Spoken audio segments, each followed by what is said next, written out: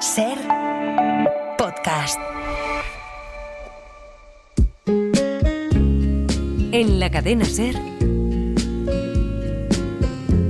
La Hora Extra, con Dani de la Fuente.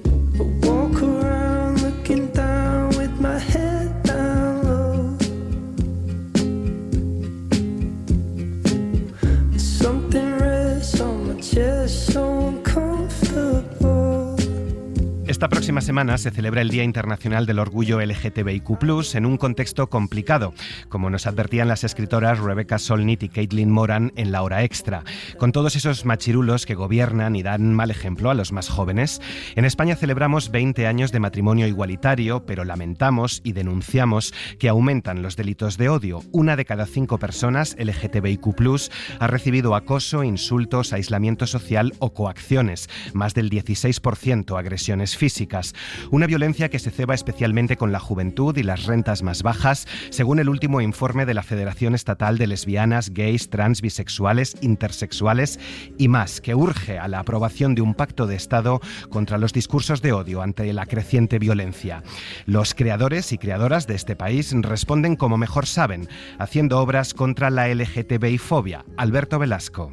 Absolutamente, por eso es tan importante hacer estas piezas ya, que queden bonitas y que al público le guste también, pero que sucedan, el hecho de que sucedan me parece lo realmente importante en este momento en el que todos nuestros derechos y nuestras libertades se ven amenazados. En cualquier momento nos los van a echar atrás con lo que tarda en firmarse un nuevo decreto que alguien se saque debajo de la manga, van a ir contra nosotras y eso está en el ambiente. Entonces que esto suceda es muy importante, es necesario, es una bomba de oxígeno también, me parece importantísimo.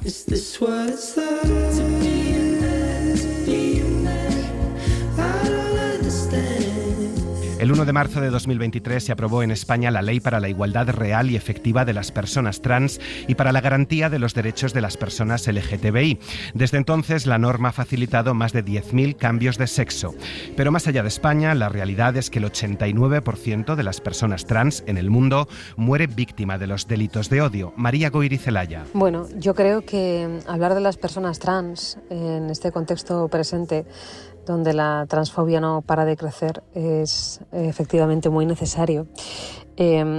Yo sobre todo pienso en el problema, ¿no? Que tenemos cuando vulneramos los derechos de estas personas, y tengo algunas certezas, ¿no? El hecho de que toda esta transfobia tiene que ver con una cuestión de género, con una cuestión de género donde determinados grupos mantienen ciertos privilegios a los que no quieren renunciar, y sobre todo con el miedo, ¿no? Con el miedo a estas personas que transgreden esta norma hegemónica impuesta, y a estas personas principalmente por desconocimiento, ¿no? Porque da mucho miedo a aquello que no conocemos o que no queremos conocer, ante la posibilidad de perder ¿no? nuestro lugar.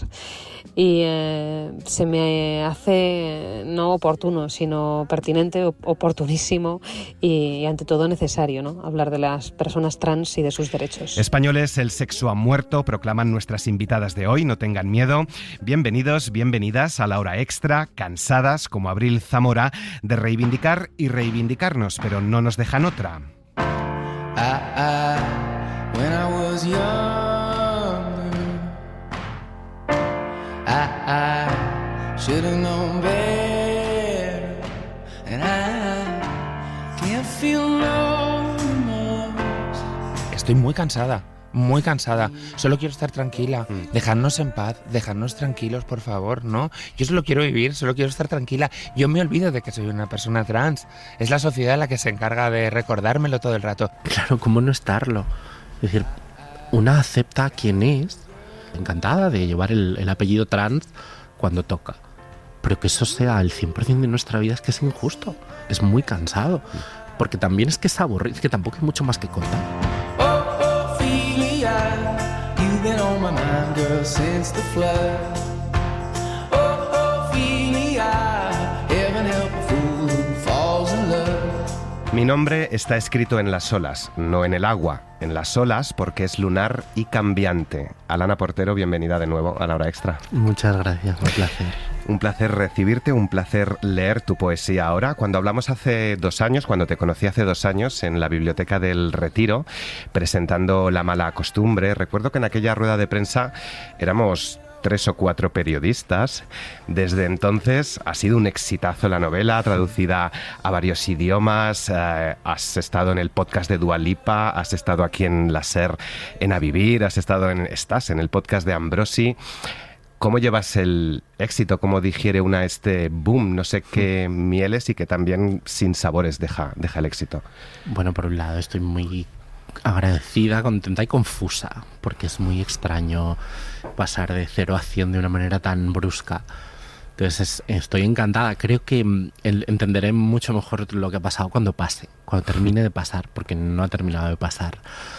Pero estoy muy contenta y cansada. Me cuesta mucho la exposición pública, me cuesta un montón, ¿no? Una persona con muchos complejos y entonces bueno, tengo que trabajarlo y me hace sufrir, la verdad, pero claro, es una consecuencia negativa de un privilegio. Entonces, bueno, pues ya está, pero bien, contenta, feliz. Y ya te digo, un poco confusa, un poco como mirándolo desde fuera, diciendo, no entiendo muy bien qué ha pasado, pero bueno. La habitación de las ahogadas es una edición definitiva y revisada con la bella Varsovia de unos poemas que publicaste en 2017. ¿En qué ha consistido esta revisión? Y no sé si te ha sorprendido o te ha removido algo de lo que escribiste y publicaste hace una década. Mira, a mí me emociona mucho que este libro se haya reeditado, porque le tengo muchísimo cariño. Este libro es la primera vez que yo escribí algo de lo que me sentí 100% orgullosa, completamente orgullosa, y donde reconocí y entendí que yo tenía voz, que era mi voz literaria. Además, este libro tiene una cualidad que es un poco triste o muy triste, es que para mí este libro era un poco un testamento. Yo no esperaba sobrevivir al libro, o no esperaba vivir mucho más tiempo. Y siempre estuve muy orgullosa de lo que escribí, que es algo que no me pasa con tanta facilidad. Recuperarlo para mí ha sido un regalo. Esto me lo propuso Elena Medel y me hizo tantísima ilusión. Además me lo había dicho hacía tiempo, antes de La mala costumbre. Y revisarlo, de alguna manera reescribir algunas partes del poemario, solucionar problemas que tenía, es decir, someterlo a un proceso de edición que no había tenido, ha sido, para mí ha sido un regalo. Lo he disfrutado mucho y me ha emocionado mucho hacerlo, porque me he visto perfectamente, me he reconocido perfectamente en los poemas que yo escribí, y soy yo, y estoy muy contenta, la verdad, estoy muy orgullosa. ¿Has tratado con estos versos de escribir tu vida hora tras hora con la esperanza de contar tu fragilidad? Completamente, sí. Sí, siempre diré que en La habitación de las ahogadas, en estos poemas, por muy crípticos que sean, hay mucha más verdad de mí misma, por ejemplo, en La mala costumbre. Yo aquí estoy completamente desnuda en este poemario, y hay muchísima fragilidad en este poemario. Es todo fragilidad. ¿Y cuánta de esa fragilidad está marcada por un pasado continuo y violento, insoportable como un desierto que describes en algunos de los versos? Pues toda la fragilidad es una crónica de la desolación, es una crónica de la soledad, es una crónica de intentar pertenecer a un mundo al que no perteneces, o que se te niega, el mundo de las mujeres. Es un intento de unir mi voz a las voces de mujeres, algunas que existieron, otras no existieron, pero a una especie de voz femenina, poética y poderosa, a la que yo quería pertenecer y a la que estaba bastante o completamente convencida de que no iba a pertenecer nunca, que no me iban a permitir la entrada de ese gineceo, ¿no? Y bueno, pues es un continuo mirar atrás y contar la desolación que me ha llevado a ponerme a gritar en medio de una playa, ¿no? Que es un poco como yo podría definir este poemario. El primer verso habla precisamente de la voz gótica y la voz clara, de una polifonía. ¿Qué relación tienes con tu voz? Ahora que además has hecho mucha radio. Es una maravillosa pregunta esa, porque es extraña la respuesta. A mí, en general, mi voz es bastante apreciada. Siempre me dicen que a la gente le gusta mi voz. Claro, para mí mi voz, por un lado, reconozco alguna cualidad bella en su textura, pero es un caladero de disforia absoluta. Me da mucha rabia porque creo que es una buena analogía de casi todo lo que me pasa en la vida. Es como, nada puede ser puramente bello, nada puede ser puramente perfecto o puramente terrible, ¿no? Siempre hay una cualidad de la una que mancha la otra. Bueno, que probablemente eso le pasa a todo el mundo, pero yo lo veo muy claramente y con mi voz me pasa un poco eso. Pero me gusta usarla, ¿eh? Es como, no sé si me gusta escucharla, pero me gusta usarla. ¿Y qué relación tienes con tu voz interior, esa que carece de sustancia y ha desaprendido el arte de la mentira compasiva? Pues una relación que más vale que acepte, porque mi voz interior es constante y no se calla nunca. Tengo una voz interior que me pone a prueba constantemente y que pone a prueba mi cordura, que pone a prueba mi calma y mi tranquilidad. Entonces, muy a menudo me cuenta cosas que me interesan mucho y que me impresionan mucho y que me ayudan mucho a ser creativa y a hacer, yo creo que cosas hermosas, pero a menudo me quita el sueño, me hace sufrir, no se calla. Y es complicado, además. Cuanto más tiempo pasa, más habla, está muy presente, no es una cosa que con la edad se vaya atenuando y ni siquiera, no sé, si quieres con una vida desde luego bastante más feliz de lo que era antes, ¿no? Mi voz interior tiene mucha personalidad, tiene más personalidad que la exterior. Hablabas de la cordura hace un momento. La locura parece constituir la única puerta de salida al conformismo social y es la puerta que elige Ofelia. Leo, ¿por qué de todas las hermanas escoges a Ofelia, esa princesa ahogada que has aprendido de ella, de su desasosiego, de su verbo mutilado y gesto errático? Ofelia es la primera heroína trágica de la que yo entendí perfectamente que un hombre la había vuelto completamente loca. Y la había vuelto completamente loca de una manera voluntaria. Hamlet tortura a Ofelia con el amor, a través del amor. Es la primera en la que lo entendí bien y me impresionó mucho. Y además esa Ofelia final cantando enloquecida junto al río y que al final acaba ahogada es una imagen que nunca me quitaré de la cabeza. La imagen de las mujeres bajo el agua es una imagen que en mí es obsesiva, se repite continuamente. Precisamente hablábamos fuera de micro de Orlando, del montaje teatral. Hay un fragmento en la novela en la que Orlando ve debajo del lago helado a una mujer que se ha quedado congelada en la postura donde la atrapó el frío, que está vendiendo algo, si no recuerdo mal, y a mí esto me impresionó mucho. Esa Ofelia que se deja morir en el agua, que se ahoga y que es encontrada además en el río, entre las cañas, es una imagen que nunca me quité de la cabeza desde que la conocí. Yo leí Hamlet muy pronto. Ofelia es la primera loca por amor que yo entendí y me rompió el corazón, porque entendí muy bien lo que le había pasado, entendí muy bien la manipulación a la que había sido sometida y el gesto de errar junto al río y ahogarse me pareció absoluta poesía, violenta y terrible, pero poesía. Me pareció una manera de irse, de dejarse ir, un gesto poético final, que además señala al mundo que le rodea, ¿no? Y además se procura un marco, si quieres, hasta de hermosura para irse. Nunca estás sola, las perdidas, las ahogadas, las que no llegaron a menstruar, las que jugaron a las palmas antes de ser ejecutadas, todas esas niñas pequeñas y envueltas en sudarios. Hablas de informes psiquiátricos, de histéricas, de trastornadas. Cuánta estupidez para narrar la disforia, Leo, cuánto dolor para describir algo tan sencillo. Y esto precisamente me ha recordado, lo mencionabas, a unos versos de Orlando, de Virginia Woolf, y a esa adaptación que hemos visto de Marta Pazos. ¿Cómo conecta la histeria con la disforia y por qué hay cierto feminismo hoy al que le cuesta entender y defender algo tan sencillo y que lo acaba enrevesando?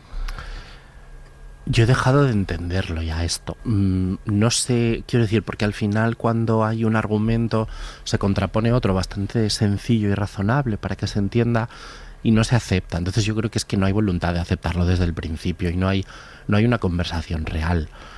Entonces hay un momento que yo creo que hay que estar un poco en paz con esto. Yo no puedo obligar a unas personas a que me vean de un modo del que no me ven. Lo que sí les agradecería es que dejasen mis derechos en paz y los derechos de las que son como yo en paz. Con eso es suficiente. Porque por mucho que se insista en ello, nuestros derechos no menoscaban los derechos de otras. En todo caso los ensanchan. Esto está claro hace mucho tiempo y Y no se le contrapone un argumento real, se le contrapone un argumento interesado, como si ser mujer fuese una cosa elitista, como si las mujeres fuésemos élite de algo, que es todo lo contrario.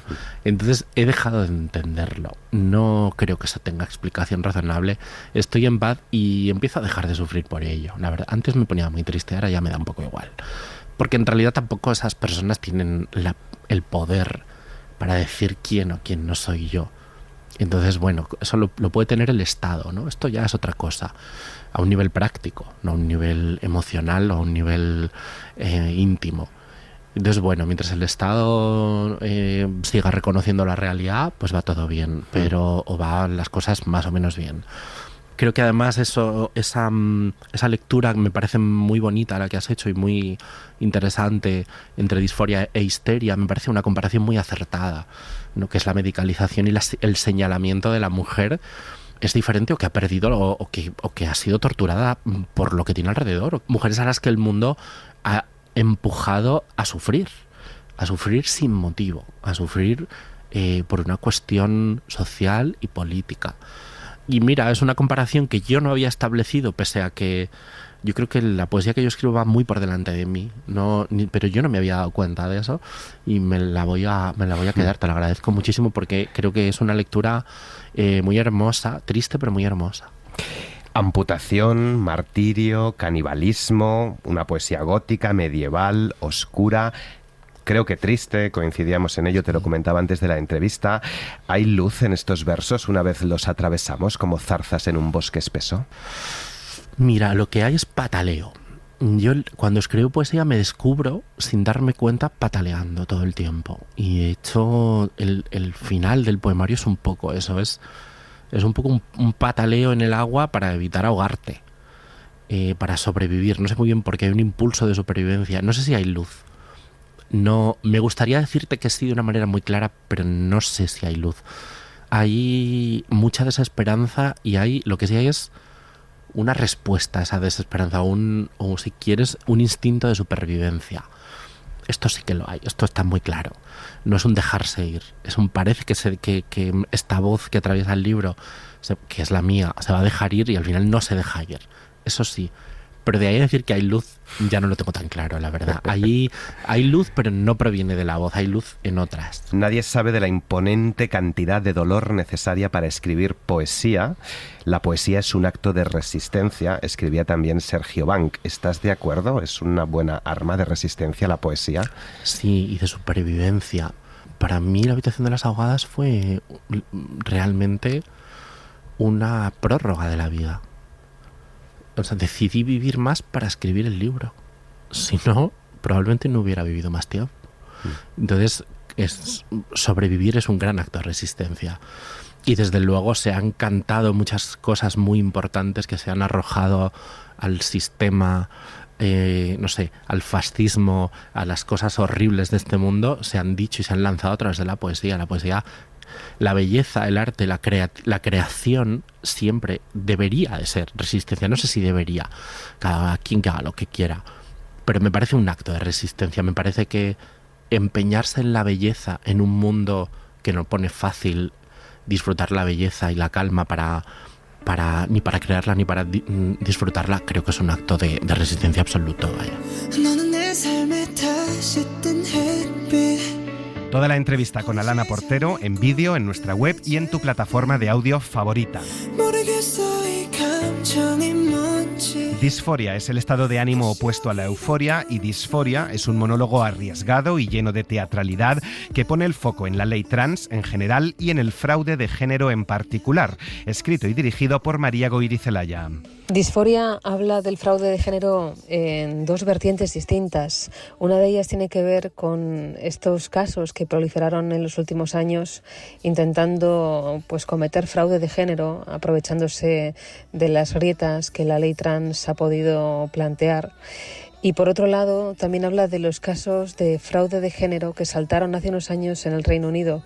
Concretamente se basa en uno, que es el caso McNally, donde un chico trans fue llevado a los juzgados precisamente acusado de fraude de género ante una denuncia por parte de la madre de su novia, que en aquel momento pues consideraba que su hija no tenía conocimiento de que el chico con el que su hija salía en realidad era una mujer.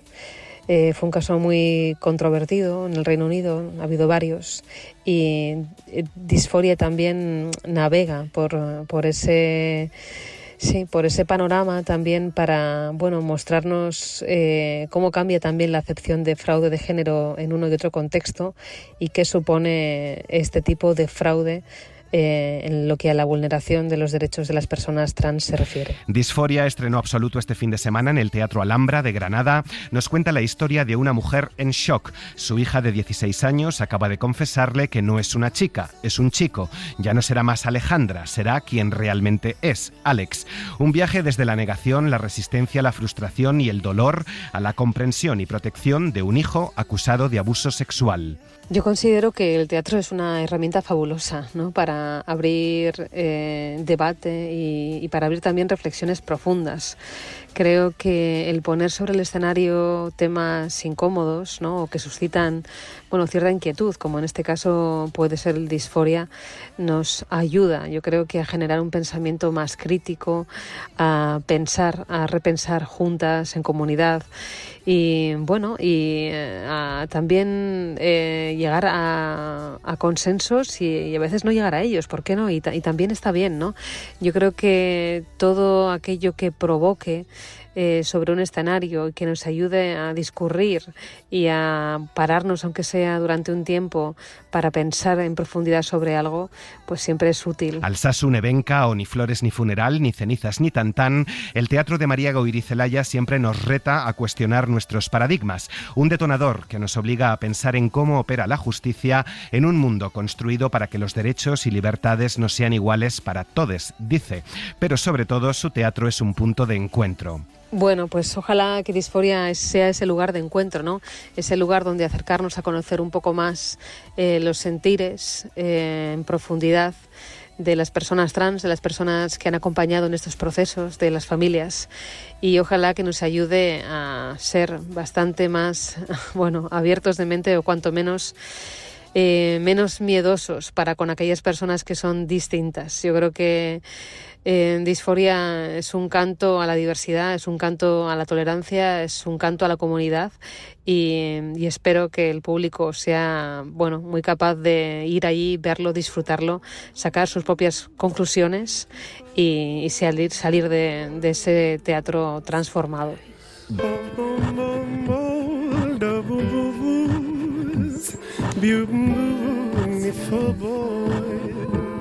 También la trayectoria de Moisés Kaufman es un canto a la diversidad y a la comunidad. Medalla Nacional de las Artes en Estados Unidos, el aclamado director de teatro es muy sensible también, como Goirizelaya, con un teatro social, político y comprometido. Cuando yo empecé a escribir, siempre los periodistas me hacían la pregunta, entonces usted es un escritor gay, ¿no? Y la generación justo antes que la mía, cuando le hacían esa pregunta a los escritores, siempre se ponían bravos. Yo no soy un escritor gay, yo soy escritor, punto, y más nada. Mi respuesta es completamente lo contrario. Sí, yo soy un escritor gay. Yo también soy un escritor latino. Yo también soy un escritor venezolano. Yo también soy un escritor neoyorquino. Yo también soy un escritor judío. O sea, si yo hago mi trabajo remotamente bien, yo tengo que usar de todas mis identidades para hacer el trabajo. Entonces creo que hay un compromiso, ¿no?, con la autobiografía. Yo diría que en general toda forma de escritura es una forma de autobiografía. Pero yo sé que hay mucha gente que dice que eso no es correcto. Pero creo que definitivamente que en mi caso, todo mi trabajo y toda mi obra ha sido profundamente autobiográfica. Kaufman es el creador de las premiadas El Proyecto Laramie o Actos Indecentes, que quiere dirigir en España sobre los 3 juicios de Oscar Wilde, 2 obras unidas por el dolor, la homofobia y el odio. Creo que hay algo que siempre me ha interesado, que es la relación entre el outsider y el público en general. ¿Cuál es la relación entre esas personas que una sociedad determinada en un determinado momento deciden que no son válidas o que no tienen derechos, Y generalmente la historia la cuentan los que ganaron, ¿no? Los victoriosos son los que tienen el control sobre la narrativa, ¿no? Yo tenía un estudiante un día que me dijo que la historia es un cuento contado por la gente en el poder sobre generalmente otra gente que tiene el poder en el lenguaje de gente en poder. Y me parece que esa es una forma muy clara de definir lo que es la historia. A mí siempre me ha interesado qué pasa cuando cuentas la historia en la voz y en las palabras de la gente que no están en poder. Entonces Oscar Wilde en ese momento no estaba en el poder. Hemos oído el cuento de Oscar Wilde de todos puntos de vista menos de él. Yo quiero oírlo desde sus labios. Entonces en esa obra yo usé el texto del juicio, de oír lo que él decía, cómo él se defendía, cómo él hablaba de su arte, cómo él hablaba de su sexualidad. Precisamente esta semana la Biblioteca Británica, la British Library, ha anunciado que va a restituir el carné de lector a Oscar Wilde 130 años después de su revocación. Un gesto simbólico que busca reparar una injusticia histórica. La caída en desgracia de Oscar Wilde se produjo tras su decisión de demandar a Lord Queensberry por difamación, después de que éste lo acusara de ser un sodomita al descubrir la relación de Wilde con su hijo. El proceso judicial terminó con la condena de Wilde a 2 años de trabajos forzados y Kaufman recrea las actas de aquel juicio. Teatro documental, como hizo con el proyecto Laramie, desplazándose al pueblo para hablar con la gente que vivió aquel horrible crimen de odio contra un estudiante homosexual. Mira, yo estoy obsesionado con la realidad. Y obsesionado con la realidad como una fuente de dónde sacar material para hacer narrativas teatrales. Yo creo que si tú entrevistas a mucha gente que hace teatro, es mucho más cómodo vivir en una sala de ensayo o vivir en el escenario que vivir en la vida real, que vivir allá afuera en la calle, ¿no? Entonces lo que me encanta de este tipo de teatro es que te permite tomar episodios de la vida real y revivirlos en el espacio que te sientes más cómodo, que es la sala de ensayo. Y en ese momento la sala de ensayo se convierte como un petri dish, ¿no? Como podemos poner la vida real bajo el microscopio de las artes escénicas. No sé, y también me parece que yo siempre digo que Dios es un dramaturgo excepcional. Hay cosas que ocurren en la vida real que si yo las fuera a escribir como dramaturgo, la gente diría, ay Moisés, por favor, qué exagerado. ¿No? Pero como son cosas de la vida real, cuando las pones en el escenario, nadie te puede decir eso porque ocurrió. O sea, el hecho de que Matthew Shepard fue asesinado de esa manera, de que lo colgaron a una cerca en las afueras del pueblo de Laramie y le dieron con la parte de atrás de una pistola 19 veces en el cuerpo. O sea, fue una crucifixión, ¿no? Si un escritor hubiera escrito eso como una ficción, parecería melodramático, parecería demasiado. Por eso digo que la vida tiene una dramaturgia mucho más acertada de lo que uno puede escribir. Oh, those beautiful boys, kings and queens and criminal queers. Hemos aprovechado que Kaufman ha pasado por Madrid para ver Blaubeeren, la adaptación que Sergio Peris Mencheta ha hecho de su premiada obra sobre el Holocausto. Dice que le ha encantado, que el teatro de Sergio es muy muscular, parecido al que él desarrolla con su grupo escénico Tectonic Theater. Yo no quiero ir al teatro a ver una cocina donde abres el grifo y sale agua. Eso lo tengo en mi apartamento. Entonces, la idea de teatro tectónico es una lucha contra ese tipo de teatro. Tectónico quiere decir concentrado en la parte formal, como arquitectura, arquitectónico. Entonces, el teatro nuestra misión es volver a las raíces de lo que es teatral. ¿Qué es teatral? ¿Qué es cómo podemos hablar desde un escenario de una forma teatral? ¿Cómo podemos conseguir un diálogo con el público que es más visceral, más contemporáneo?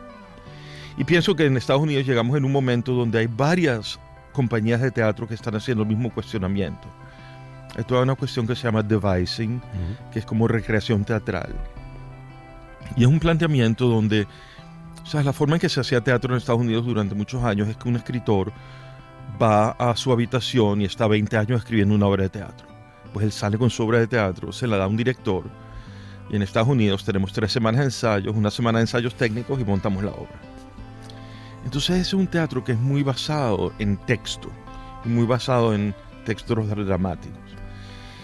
desde los años 80 para acá ha habido como un movimiento en Estados Unidos donde creemos más en tratar la creación colectiva, que queremos entrar en una sala de ensayo, actores, escritores, diseñadores, y crear teatralmente la obra de arte. Toda la entrevista en nuestra web y en tu plataforma de audio favorita.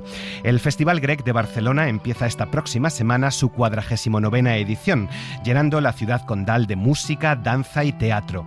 En sus casi 50 años de historia se ha consolidado como una gran apuesta cultural del verano. Hasta el 4 de agosto va a ofrecer 90 espectáculos, 33 coproducciones, repartidos en 42 espacios. Esta es la primera edición, además, que dirige Leticia Martín. Con ella ha conversado Raquel García. Un Grec concebido para la ciudad de Barcelona. Más allá de Montjuïc, corazón del festival, este año el certamen ha querido extenderse a más barrios y espacios de la ciudad. Del CCCB al Jura, del Teatro Goya a salas de espectáculos como el Apolo o el Molino. Se estrena al frente la primera mujer, Leticia Martín, que escapa de posibles comparaciones con su antecesor, con Cesc Casadesús, y que busca el equilibrio entre el foco internacional y el apoyo a la creación local, con nombres tan destacados como el coreógrafo Sidi Larbi o el director de escena Bill Rau. Digamos que están William Kentridge, que hace tiempo que no viene con teatro, vuelve Milo Rau con uno de sus últimos espectáculos, vuelve Christos Papadopoulos y Sharroni. Hacemos la segunda parte de Cadela Forza, de Carolina Bianchi, que es una creadora brasileña, aunque ahora está establecida en Europa, que está contando en esta trilogía una experiencia con una violación. Pero luego hay debuts que a mí me hacen mucha ilusión. Por ejemplo, no ha estado nunca en Cataluña Mario Banucci, que viene directamente desde Aviñón.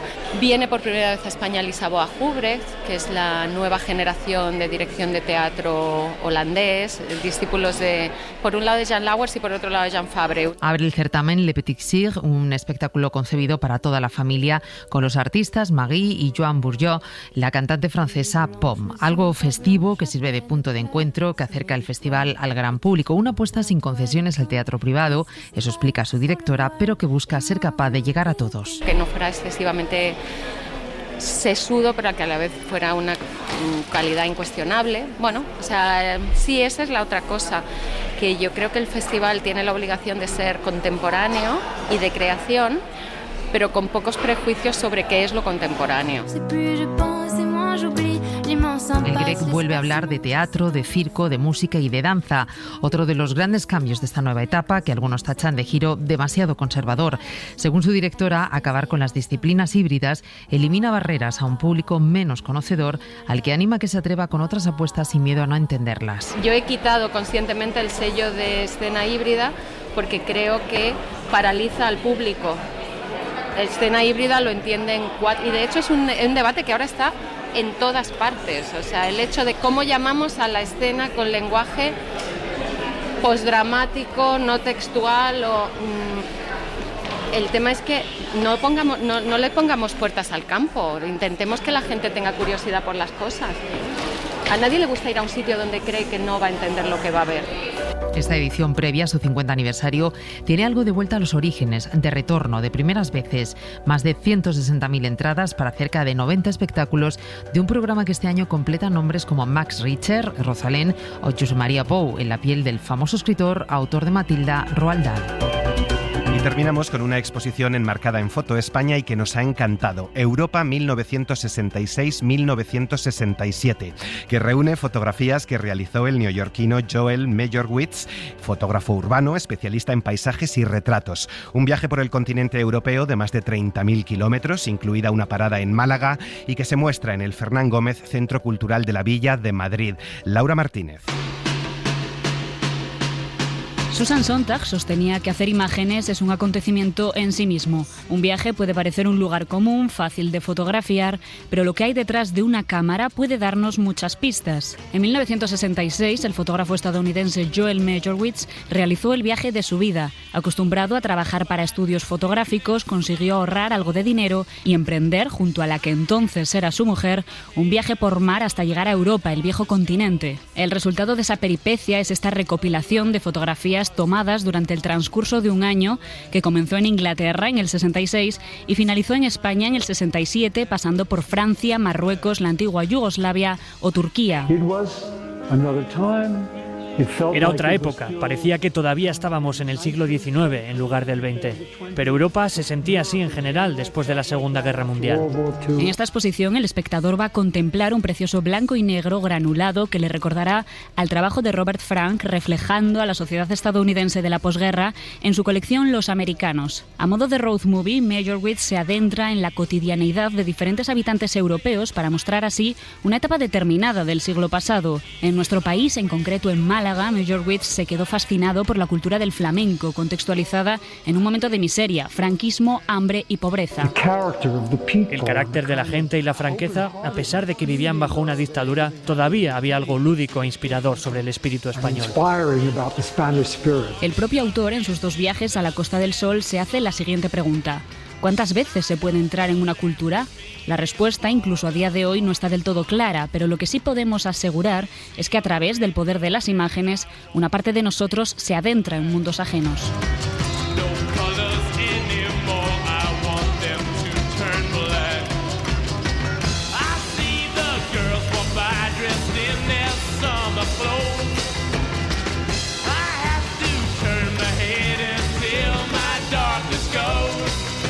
María Jesús Rodríguez ha estado en la técnica. Muchas gracias por acompañarnos. Buena semana.